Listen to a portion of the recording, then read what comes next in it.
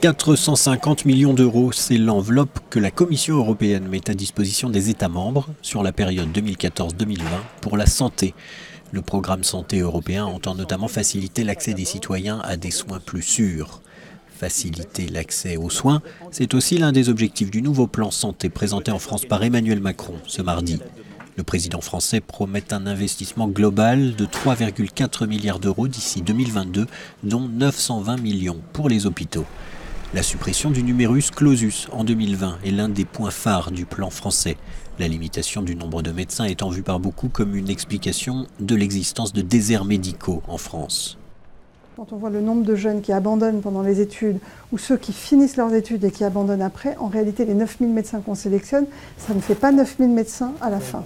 En 15 ans, en effet, le nombre de médecins n'a augmenté que de 10% en France, contre 15% en Belgique, 25% en Allemagne et 60% au Royaume-Uni. La carte hospitalière française devrait être aussi remaniée.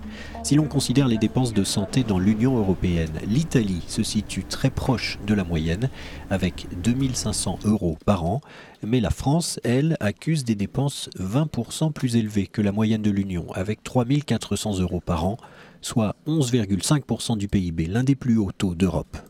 Une disparité dans les dépenses qui s'explique notamment par les grandes inégalités entre les systèmes de santé européens. Plus un système est efficace, plus les citoyens vont l'utiliser et dépenser pour leur santé. Le niveau de revenus joue bien sûr aussi un rôle important. Pays-Bas, Suisse, Danemark bénéficient des meilleurs systèmes de santé. La Roumanie est tout en bas du tableau.